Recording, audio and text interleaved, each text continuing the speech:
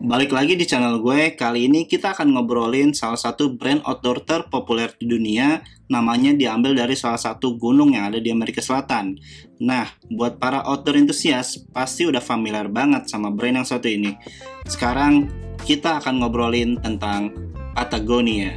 Yang akan gue bahas kali ini adalah lebih banyak ngomongin soal brand value dari Patagonia, strategi marketing dia, dan juga cara Patagonia bercerita tentang dirinya yang membedakan dia dari brand-brand outdoor yang lain. Patagonia didirikan oleh Yvon Chouinard. Yvon Chouinard, ya semoga gue nggak salah spellingnya ya, lumayan susah nge-spelling namanya. Dia adalah mountaineering dan environmentalist asal US yang pada saat itu aktif sebagai climbers. Salah satu temannya juga Douglas Tompkins, pendiri The North Face. Nah, pada saat itu Chouinard ngerasa alat-alat untuk mountaineering kayak carabiners, rope dan sebagainya itu kurang berkualitas. Maksudnya kurang berkualitas, alatnya berat karena kan banyak besi-besi dan juga nggak terlalu kokoh gitu. Akhirnya dia ngebuat sendiri karena memang inilah salah satu spesialisnya dia ngebuat sendiri alat-alat buat climbers yang lebih ringan, yang lebih kokoh dan juga lebih berkualitas.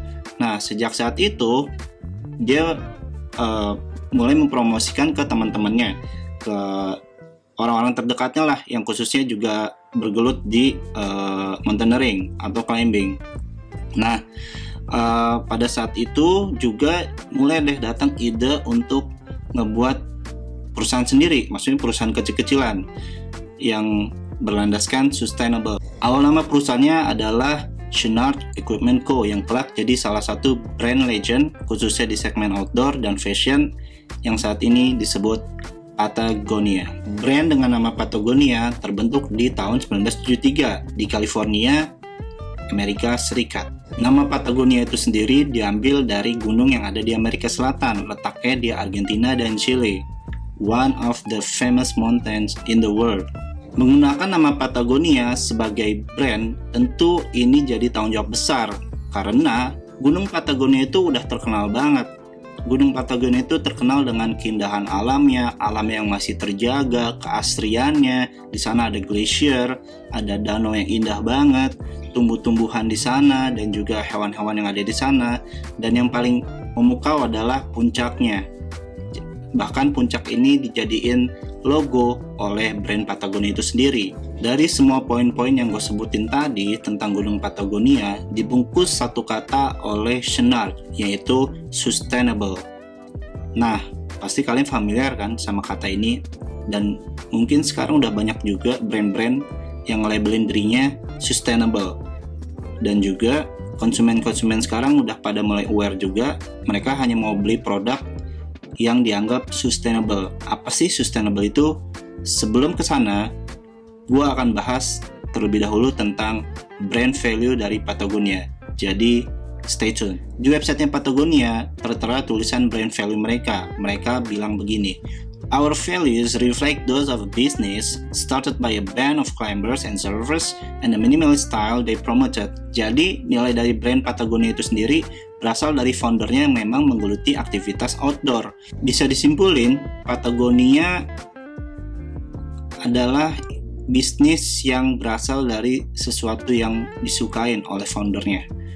Jadi kayak contohnya, lu suka banget nih sama sepeda, bisa dibilang lu expert, lu udah ngulik banget, lu ngebangun sepeda, bahkan lu sampai tahu jenis-jenis materialnya, tipe-tipe bahan-bahannya, sampai di titik kayaknya gue bisa nih buat frame yang lebih kuat, kayaknya gue bisa nih ngebuat velg yang lebih oke, kayaknya gue bisa nih ngebuat jok yang lebih nyaman gitu. Nah, Chouinard pun juga kayak gitu. Dia ngelakuin itu karena dia ngerasa gue bisa ngebuat hal yang lebih bagus nih dari ini. Jadi Chouinard pun bukan sebagai penemu ya, tapi dia adalah seorang inovator. Jadi beda dengan penemu itu dari 0 ke 1. Kalau inovator itu dari 1 ke 100. dia ngebuat sesuatu yang lebih oke. Yang udah ada nih dia buat lagi yang lebih oke, dia berinovasi yang lebih bagus gitu. Jadi kurang lebih Patagonia pun seperti itu. Patagonia memang fokus di outdoor segment, tapi range-nya lebih gede. Dia mulai dari hulu ke hilir karena dia ada snow, surfing, mountain biking, trail running, fly fishing, kitesurfing, climbing. Jadi lumayan beda dengan kompetitornya kayak The North Face, Salomon, Arc'teryx, atau Black Diamond yang hanya fokus di bagian hulu atau gunung. Patagonia hampir menjangkau semua lini outdoor segment. Sekarang kita lanjut ngomongin tentang sustainable. Tadi gue udah nyinggung tentang kata ini, dan ini menjadi pondasi dasar untuk brand Patagonia itu sendiri. Gue ngutip dari salah satu kamus tentang sustainable. Artinya adalah, the definition of sustainable is something that can be continued or practiced that maintains a condition without harming the environment. An example of sustainable is the practice of reduce, reuse, and recycle. Bahasa simpelnya, sustainable itu adalah kebutuhan yang diperlukan saat ini tanpa mempengaruhi kebutuhan di masa depan. Jadi kayak apapun yang kita lakuin saat ini, kita juga harus mikirin nasib generasi selanjutnya biar dia bisa tetap menikmati juga. Intinya kita nggak serakah gitu. Jadi kita menggunakannya tuh secukupnya dan nggak berlebihan. Itu landasan filosofinya dari Patagonia. Contohnya kayak lo nebang satu pohon, ya lo harus ganti dengan bibit satu pohon atau bahkan lebih. Jadi semuanya tuh tetap recycle gitu, nggak yang habis terus udah aja lo nggak peduli gitu. Ini yang jadi value utama dari Patagonia. Kalau di Patagonia dari sudut pandang perusahaan, sustainable-nya mencakup ekonomi, lingkungan, dan juga manusianya. Jadi cuan terdapat, lingkungan juga terjaga dan bertanggung jawab, dan ketiga, kesejahteraan pegawai-pegawainya. Dan mereka punya visi yang dari awal jadi core value juga. Mereka bilang gini, build the best product, cause no unnecessary harm, and use business to inspire and implement solutions to the environmental crisis. Berbeda dengan brand-brand atau produk lainnya yang kebanyakan hanya mikirin revenue atau cuan. Jadi mereka banyak bangga dengan itu tanpa mikirin dampak yang mereka timbulkan dari produksi produk-produk mereka. Karena dengan semakin banyak mereka ngeproduksi baju, celana, jaket, atau garment lainnya, otomatis produksi yang dihasilkan juga semakin banyak. Apa aja sih produksinya? Jadi kayak bahan mentah seperti kapas, lahan pertanian berhektar-hektar, polusi pabrik, limbah, pewarna pakaian, ongkos buruh, dan bahan-bahan kimia lainnya yang digunain untuk membuat pakaian itu. Nah, saat ini jadi isu penting buat brand-brand terutama di industri clothing, karena mereka udah harus mikirin nasib bumi dan manusianya yang terus dieksploitasi demi cuan semata. Beberapa brand besar mulai menggunakan campaign dengan framing sustainability untuk produk-produk mereka. Apalagi untuk segmented branded kayak Patagonia ini udah namanya berat, marketnya bener ada di outdoor activity yang langsung bersentuhan dengan alam. Masa iya nggak sustainable gitu? Ini yang membuat nilai brand dari Patagonia berbeda dari brand-brand clothing lainnya. Patagonia nggak cuman mikirin cuan, tapi justru mentingin etika bisnis untuk jangka waktu yang panjang demi menjaga alam. Jadi bisnis itu dibuat justru untuk menjaga alam, bukan malah untuk ngehancurin alam itu sendiri. Nah, sejak tahun 1996, semua kapas yang diproduksi oleh Patagonia adalah kapas organik. Dan perusahaan ini paling sering ngelakuin donasi untuk alam, untuk taman-taman nasional yang ada di US. Menurut gue ini adalah salah satu langkah yang jarang banget dilakuin sama perusahaan-perusahaan besar lainnya. Jadi tiap tahun Patagonia menyumbangkan 1% revenue-nya untuk kepentingan menjaga lingkungan. Total donasi yang udah dikeluarin Patagonia di US untuk taman nasional, untuk taman-taman nasional yang ada di US ya, itu berjumlah 76 juta US dollar. Ini jadi tradisi Patagonia di setiap tahunnya. Chouinard juga memangkas struktur perusahaan jadi lebih efisien, jadi orang-orangnya lebih sedikit, dan mengurangi divisi-divisi yang dianggap nggak perlu. Kok jadi kayak perusahaan palu gada ya? Enggak sih, kayaknya perusahaan udah sebesar Patagonia ini pasti well structured dan juga udah steady. Jadi kayaknya nggak mungkin kalau perusahaan Patagonia itu manajemennya palu gada gitu. Patagonia menerapkan filosofi yang unik dan juga visioner untuk Patagonia itu sendiri. Chouinard ngambil filosofi dari Native American yang namanya Seven Generation. Istilah ini diambil dari Native American atau suku Indian yang berasal dari Amerika, namanya The Iroquois Nation. Tiap member dari suku Indian American ini harus jadi representasi atau representatif satu generasi yang ada saat ini, dan seterusnya sampai ke generasi ke-7. Jadi total ada 7 orang yang akan jadi representatif 7 generasi untuk 100 tahun ke depan. Konsep tradisional yang menurut gue powerful ini jadi salah satu strategi unggulan Patagonia. Hal ini harus dilakukan biar bisa survival dan juga menjaga kualitas produk tanpa merugikan lingkungan alam sekitar. Kalau lo searching tentang Patagonia atau Yvon Chouinard di YouTube, Google, atau dimanapun di online, itu pasti topik-topiknya ngomongin tentang lingkungan dan alam. Jadi ini yang menurut gue menarik banget karena Patagonia ngebuat film-film dokumenter yang ngebahas isu-isu keseharian gitu. Jadi isu-isunya yang terjadi di lokal community-nya kayak isu pangan, terus fishing, jadi ada ngomongin pertanian, teknologi pangan, ada ngomongin tentang produk makanan yang organik gitu. Jadi lo kebayang ini tuh brand clothing, tapi pembahasannya tuh udah di lebih levelnya tuh beda gitu. Gak cuman selalu ngomongin kualitas baju, teknologi terkini, nggak gitu. Jadi Patagonia benar-benar mengedukasi audiensnya biar lebih aware sama lingkungan sekitar. Ya, mungkin ini jadi salah satu marketingnya, cuman menurut gue pendekatannya tuh lebih smart.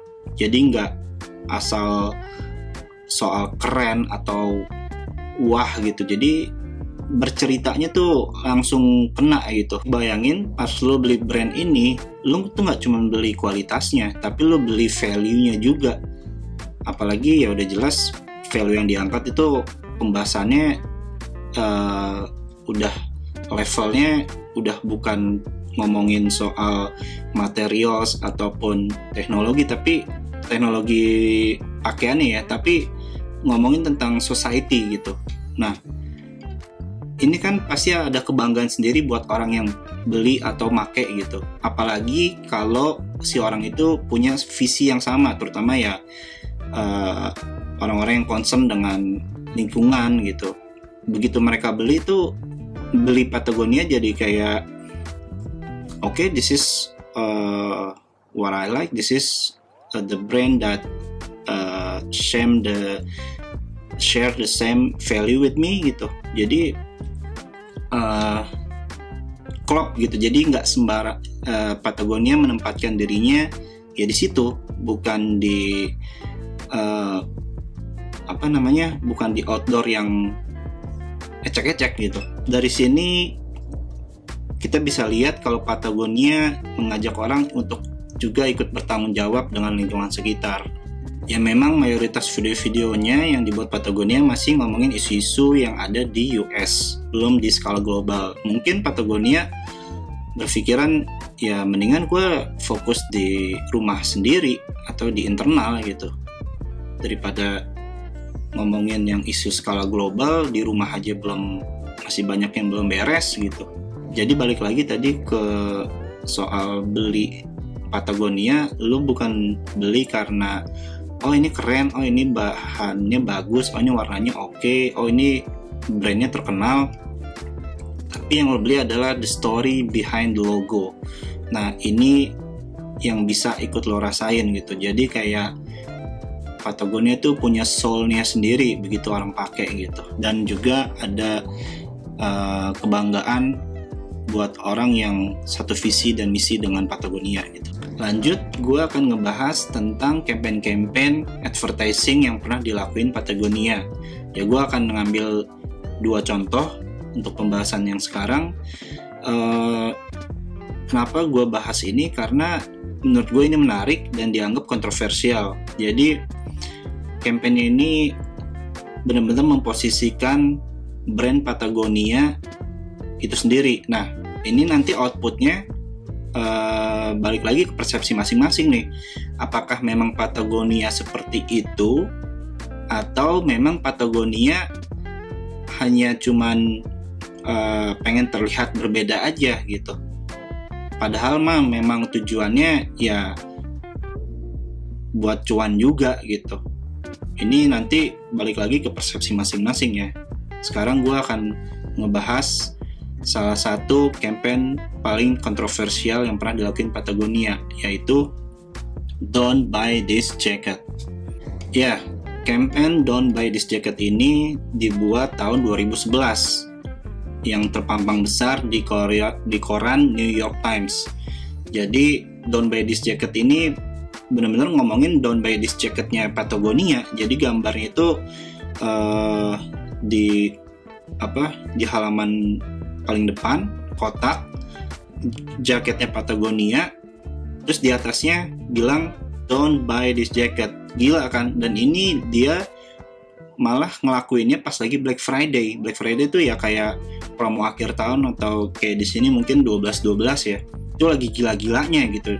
Di mana brand-brand lain tuh berusaha buat hard sell, buat ngabisin stok, tapi malah Patagonia ngomong Don't Buy This Jacket. Nah, apa sih message atau angle yang coba diambil Patagonia dari campaign ini gitu? Menurut gue idenya nih gila, tapi paradoks gitu.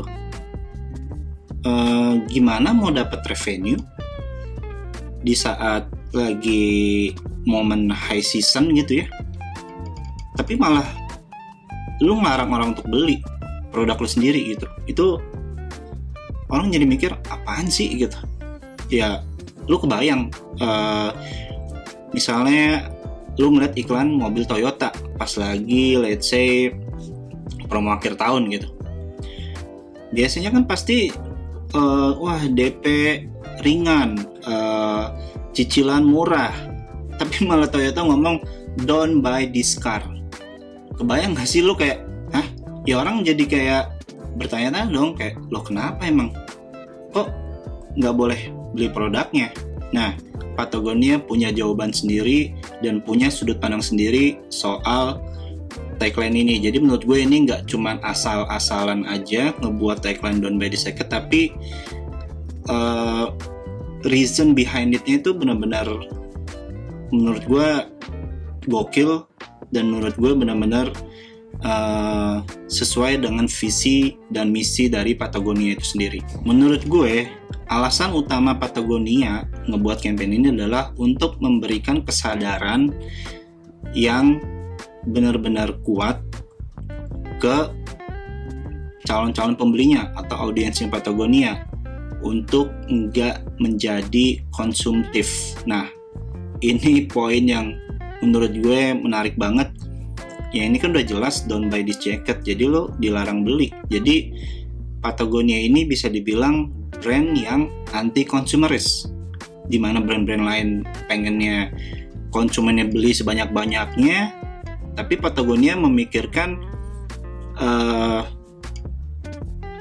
lu kalau sering-sering beli sesuatu tapi ujung-ujungnya malah nggak dipakai atau cuman lapar mata doang, itu jadi apa namanya ya, jadi nggak punya value gitu. Jadi ya ini yang mau diangkat sama Patagonia gitu. Jadi dia memberikan kesadaran biar orang-orang tuh nggak asal beli, nggak, lu begitu lu mau beli sesuatu, lu benar-benar harus pikirin dulu apakah ini benar-benar bermanfaat buat gua, apakah ini benar-benar berguna buat gua kalau gua beli. Jadi nggak cuma beli terus cuma ditaruh di lemari doang, udah nggak pernah dipakai, atau mungkin pakai sekali setahun. Nah ini yang Patagonia nggak mau. Jadi karena dia udah nge-branding produknya itu adalah high materials, jadi maksudnya kualitas bagus, jadi ya lu nggak perlu sering-sering beli, lu cukup beli 1, 2, ya udah lu bisa pakai dalam jangka waktu yang lama, karena ya memang yang dijual di sini adalah kualitasnya, bukan sebanyak apa lu punya produk-produk atau sebanyak apa lu punya katalog Patagonia. Nah ini menurut gue jadi apa ya, epic sih menurut gue. Patagonia aware banget kalau semakin banyak produk yang dibeli orang, maka polusi yang dihasilkan juga makin gede, dan ujung-ujungnya ini akan memperparah keadaan lingkungan gitu. Nah ini jadi poin penting Patagonia dalam campaign ini. Jadi kayak dampak polusi yang dihasilkan itu bisa masif, tapi tujuannya simple sih, yaitu tadi penjualan tinggi, polusi tinggi. Nah ini yang jadi pakemnya Patagonia. Dia nggak mau, ujung-ujungnya dia nggak mau menghasilkan polusi banyak dengan mereduce penjualan. Dalam satu ad copy untuk campaign ini tertulis kayak gini, "Don't buy what you don't need. Think twice before you buy anything." Menurut gue legit, straight to the point. Jadi ya tadi yang gue udah bilang, Patagonia benar-benar mengimplementasikan visinya ke dalam campaignnya. Jadi bukan cuman jargon doang gitu, nggak cuman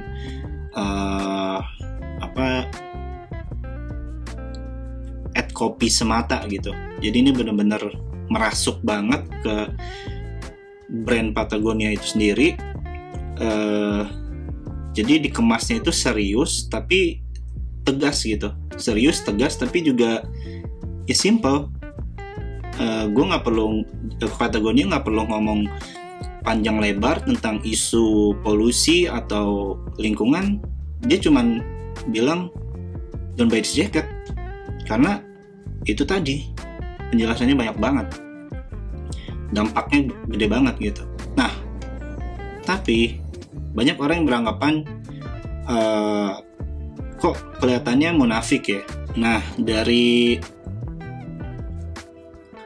campaign Don't Buy This Jacket tadi, menurut lo Patagonia itu benar-benar serius atau malah munafik? Pendapat lo gimana? Dari sini udah jelas banget target audiens Patagonia, yaitu untuk orang-orang yang memang bukan konsumtif dan juga orang-orang yang memang peduli sama lingkungan. Dengan strategi seperti ini menurut gue Patagonia jadi punya value yang berbeda dari kompetitornya.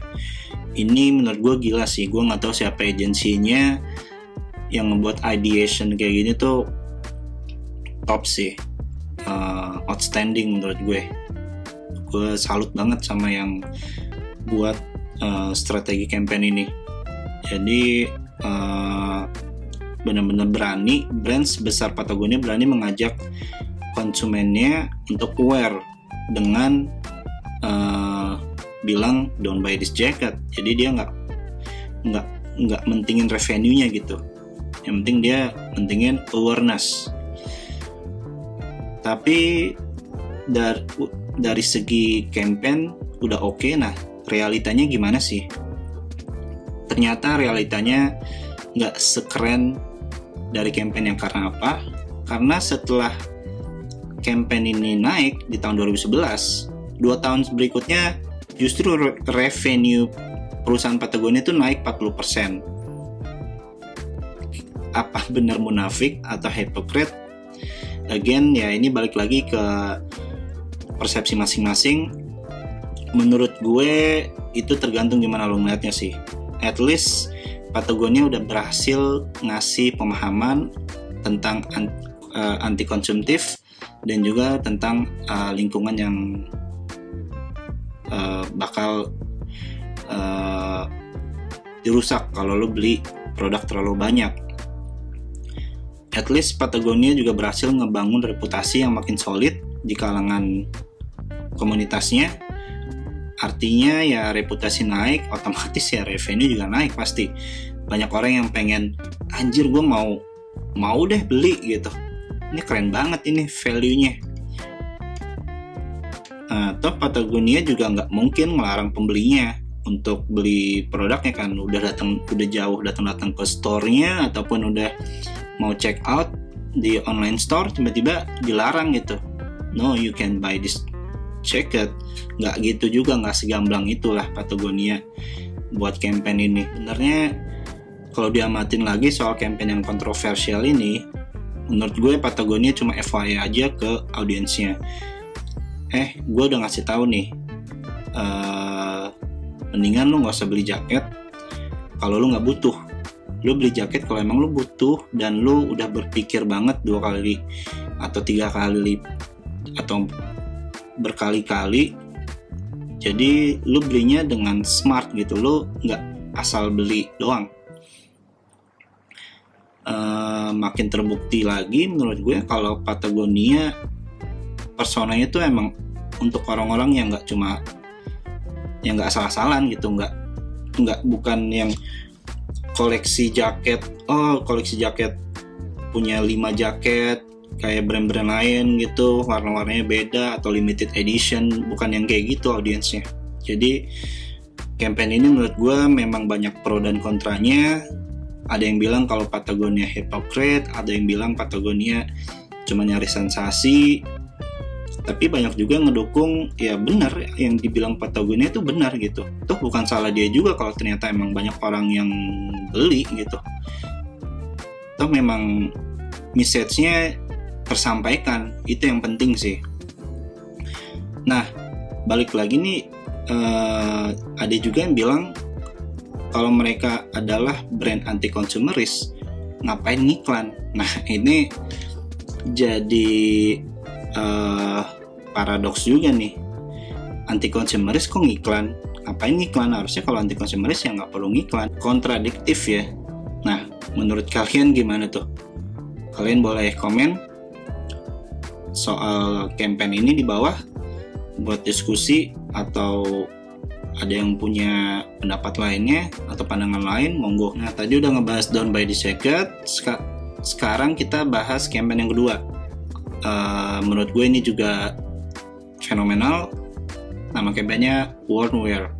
Setelah itu Patagonia lanjut ngebuat campaign yang menurut gue ini apa ya, jiwa bertanggung jawabnya Patagonia itu emang besar banget ya sebagai brand. Dia nggak cuma asal-asalan mau jadi number one, ya dia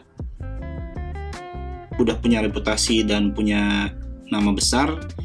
Jadi ya makin besar dia namanya atau reputasinya atau revenue-nya, makin besar juga tanggung jawabnya. Nah, ini salah satu yang diimplementasiin ke campaign-nya. Nama campaign-nya itu tadi gue udah bilang Wornwear. Ini campaign-nya juga di US. Pesan dari campaign ini adalah better than you dan repair is a radical act.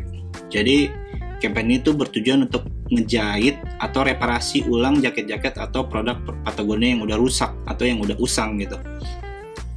Jelas concernnya adalah bukan ke produk barunya Patagonia. Jadi buat bahan produk-produk bekasnya Patagonia yang misalnya ada yang bolong ataupun dalemannya udah jelek ataupun warnanya udah nggak bagus, ya lu bisa reparasi. Idenya menurut gue lumayan gila karena campaign ini pakai mobil pick up gitu yang udah dimodifikasi belakangnya, dan mobil pick up ini touring keliling US gitu. Gue nggak tahu cuman satu atau banyak, kayaknya sih banyak ya. Jadi di belakang itu buat orang ngejahit, jadi benar-benar ada orangnya yang ngejahit, ada 2 orang. Jadi dia berhenti di titik mana, ya udah di situ lu punya barang produk Patagonia, lu bisa datang, lu bisa reparasi di sana gitu. Daripada lo harus beli mahal, mendingan lo reparasi, harganya jauh lebih murah gitu.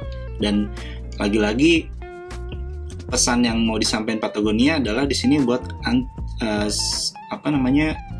biar nggak konsumtif. Jadi benar-benar Patagonia ini brand yang menurut gue anti konsumeris kalau berdasarkan campaign-campaignnya ya. Dan menurut gue storytelling yang dibuat di sini brilian dan emosional. Jadi di videonya tuh lo bisa lihat juga di YouTube-nya. Salah satu videonya tuh ada ngebenerin celana Patagonia itu umurnya udah lama banget, udah sampai 25 tahun lebih kalau nggak salah. Udah usang, udah robek. Jadi kayak punya orang itu, orangnya udah tua, terus direparasi lagi sama Patagonia, sama yang ngejahitnya gitu, jadi lebih bagus. Dan ya udah, jadi ya itu memang barangnya udah lama banget. Jadi udah ngebuktiin kualitasnya Patagonia, walaupun udah berpuluh tahun dia orang masih tetap pakai dan kualitasnya masih bagus.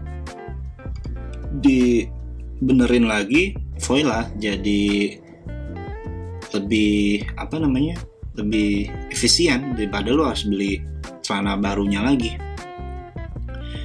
Nah, bahkan Patagonia punya tempat yang khusus dan terbesar di Amerika untuk reparasi produk mereka yang jumlah karyawannya 45. Menurut gue ini brilian banget idenya. Ini benar-benar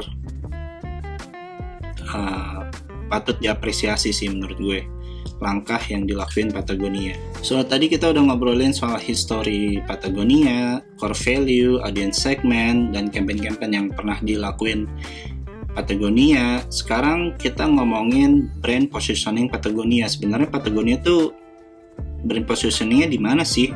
Kalau dibandingin kompetitor mereka kayak The North Face, Arc'teryx, Salomon, Black Diamond, Columbia. Kalau dilihat dari approach-nya, Patagonia memang berbeda dari kompetitornya.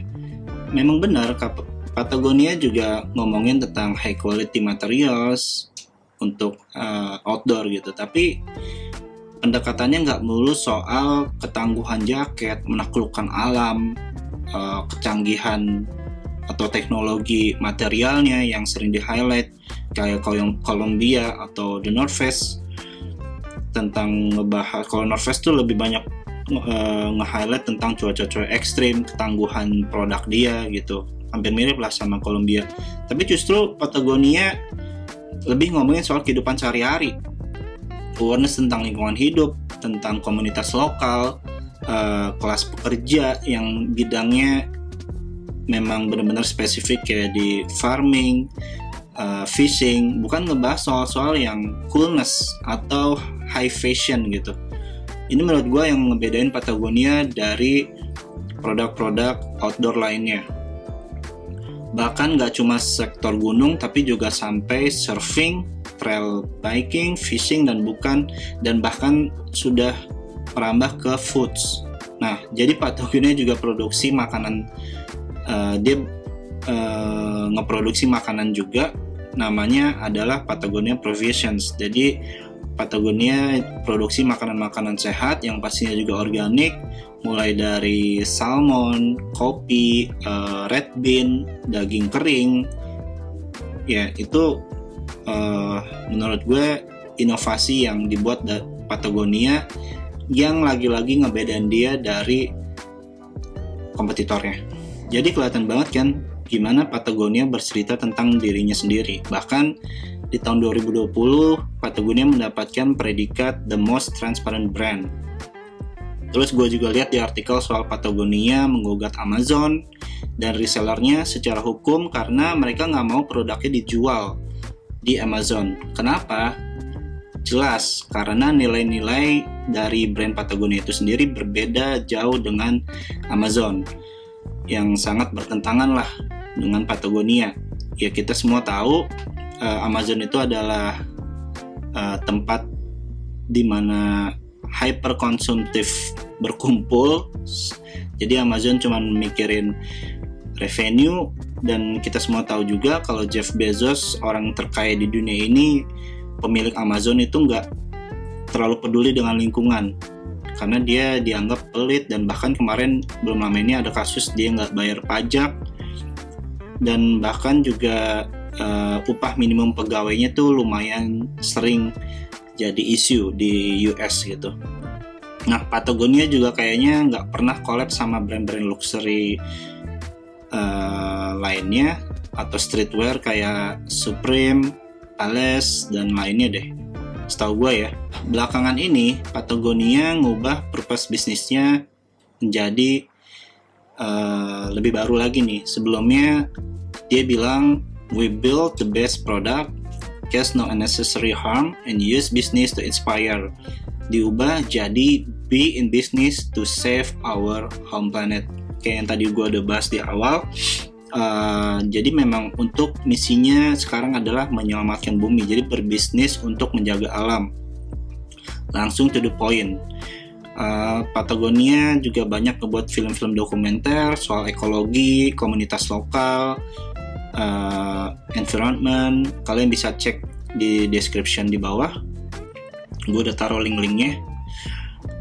Patagonia menjadi contoh kuat untuk brand-brand lainnya di sektor clothing dan outdoor dengan berdonasi 1% kayak yang tadi gue bilang di awal dari total pendapatan mereka setiap tahunnya. Jadi tiap tahun itu jadi tradisi Patagonia buat nyumbang 1% ke sosial gitu, ke sosialnya ya, khususnya buat alam ataupun yang bergelut di bidang lingkungan.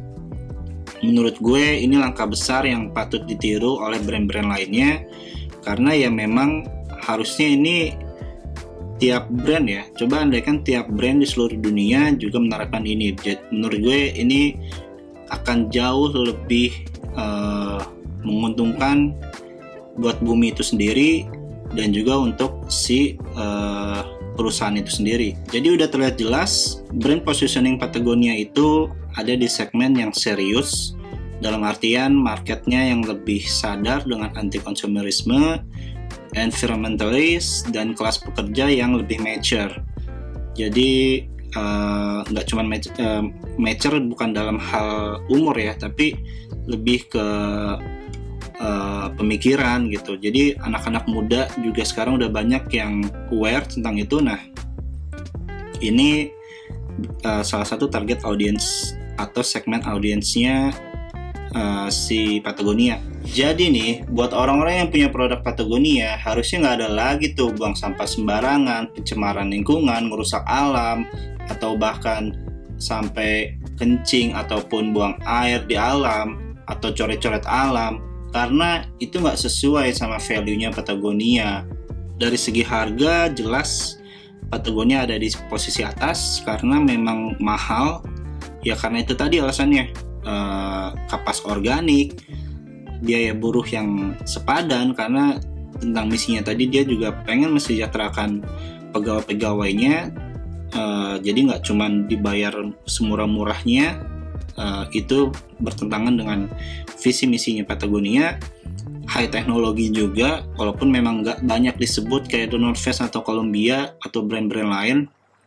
Istilah-istilah itu banyak banget deh. Kalau brand-brand lain, Patagonia kayaknya nggak terlalu nge-highlight itu. Dan itu tadi, donasi buat alam. Jadi reasonnya jelas kenapa harganya pricey. Jadi kalau digambarin sosok si Patagonia ini tuh kayak aktivis lingkungan yang jualan produk clothing, tapi hanya untuk orang-orang yang memang satu visi dan misi aja dengan dia gitu. Dia juga sosok yang dermawan karena tadi sering menyumbang dengan harta kekayaannya gitu. Dan ya bahkan sosok ini juga politis karena dalam artian kritis. Jadi beberapa kali Patagonia juga mengajukan gugatan ke pemerintah Amerika soal kebijakan yang dianggap akan membahayakan alam gitu. Salah satunya waktu itu sama Donald Trump, pas Donald Trump masih jadi presiden, Jadi ada di kampanye dia highlight presiden our land stolen by the president kalau nggak salah. Jadi ya lu kebayang kan brand ini tuh benar-benar nggak main-main gitu soal lingkungan gitu. Dia menggugat pemerintah Donald Trump waktu itu. Jadi bukan sosok yang sosokan keren dengan gaya fashion yang kekinian atau sosokan sebagai expert di bidang outdoor gitu, udah bukan itu lagi ngomonginnya. Jadi dia beneran sosok yang praktekin itu semua ke kehidupan nyata, bukan sosok yang banyak ngomong lah gitu, bener-bener cuman langsung tindakan nyatanya jelas gitu. Kita bisa lihat sosok itu ada di foundernya atau pemilik Patagonia, yaitu Yvon Chouinard. Memang dia vokal banget soal lingkungan hidup. FYI nih, Patagonia ini adalah private company. Jadi beda dengan The North Face. Contohnya itu ada The North Face sudah diakuisisi sama VF Corporation, jadi udah bukan private company lagi. The North Face itu jadi grup. Jadi ya kelihatan banget perusahaan yang masih dipegang sama pemilik aslinya dengan perusahaan yang udah diakuisisi. Patagonia benar-benar bebas dan lebih independen dalam mengutarakan visi misinya. Jadi nggak cuman cuan-cuan doang, dan juga terlihat lebih independen. Ya itu tadi, buat menjaga bumi, itu poin paling vokalnya. Kalau bisa, coba mulai belajar bagaimana caranya untuk numbuhin rasa kepedulian dan kesadaran buat ngejaga lingkungan dari brand Patagonia itu sendiri. Kalau kalian mau tahu tentang film-film produksi Patagonia, kalian gampang banget tinggal cek aja YouTube-nya Patagonia. Di sana banyak banget isu-isu lingkungan, isu-isu alam, isu tentang society yang diangkat oleh Patagonia di film-film pendeknya. Kebanyakan rata-rata filmnya emang film dokumenter. Buat kalian yang suka dengan tentang isu-isu seperti ini, kalian bisa langsung cek YouTube-nya Patagonia. Di sana banyak banget kalian bisa temuin insight dan juga belajar atau biar lebih aware tentang isu-isu yang diangkat oleh brand Patagonia. Patagonia belum punya official store di Indonesia. Nggak tahu deh apakah nanti akan buka. Tapi kalau ngelihat keadaan krisis alam di Indonesia saat ini, kayaknya Patagonia nggak akan buka deh di Indonesia, karena dia benar-benar ngejaga banget value itu buat yang misalnya ada negara-negara yang dianggap pemerintahnya kurang peduli ataupun masyarakat kurang peduli dengan alam, dia pasti nggak akan mau buka sih. Pernah kejadian juga di UK salah satunya, karena waktu itu pemerintah UK mengeluarkan kebijakan yang dianggap merugikan alam, akhirnya Patagonia tutup store di sana, di salah satu store yang ada di UK. Jadi benar-benar langsung tanpa basa-basi Patagonia langsung bertindak gitu. Jadi kalau kedepannya apakah akan buka di Indonesia, gue pesimis sih. Kesimpulannya, Patagonia adalah simplistic, eco-friendly, dan sustainable clothing company. That's all about Patagonia menurut sudut pandang gue. Thanks buat kalian yang udah nonton sampai menit terakhir. I really appreciate it. Dari video ini kita bisa belajar banyak tentang menjaga lingkungan hidup, tentang anti konsumtif. Ya, dari sebuah brand kita bisa dapat insight yang menurut gue ini memang harus buat siapapun, umur berapapun, ya tentang menjaga alam, karena ini adalah tanggung jawab kita semua, bukan cuman orang-orang tertentu doang gitu. Jadi dari sini kita bisa dapat pembelajaran tentang gimana cara atau gimana Patagonia itu menceritakan dirinya untuk hal-hal yang lebih serius dan juga membedakan dirinya dengan brand-brand lainnya gitu. Jadi nggak cuman tentang gaya-gayaan jaket keren atau baju yang high quality gitu, tapi alasan dibalik itunya atau nilai-nilai dibalik logo Patagonia itu sendiri, mulai dari aktivitas yang mereka lakukan, mulai dari hal-hal yang langsung mereka lakukan, kayak contohnya donasi. Itu menurut gue itu luar biasa banget sih. Nggak semua brand-brand besar tuh berani loh ngelakuin kayak gitu. Nah, kita juga bisa belajar banyak dari sosok founder atau pemilik Patagonia saat ini, Yvon Chouinard. Ya, dia adalah seorang aktivis sekaligus juga seorang bisnismen. Jadi gimana tetap menjaga perusahaan, tetap menjaga keberlangsungan bisnisnya, tapi juga sambil menjaga bumi gitu. Menurut gue visinya dia luar biasa sih. Jadi dia benar-benar mikirin gimana generasi selanjutnya bisa hidup lebih bagus gitu, lebih baik dari yang sekarang gitu. Dia jadi udah memang seorang visioner yang menurut gue patut diacungi jempol, dan seorang entrepreneur yang menurut gue patut dicontoh gitu buat kita semua. Nextnya, gue akan bahas tentang brand-brand outdoor lainnya yang punya segmen berbeda, yang punya brand positioning berbeda, yang punya value berbeda juga. Thanks buat kalian yang udah nonton, dan buat kalian yang baru nonton YouTube gue, silakan subscribe. Thank you for your support.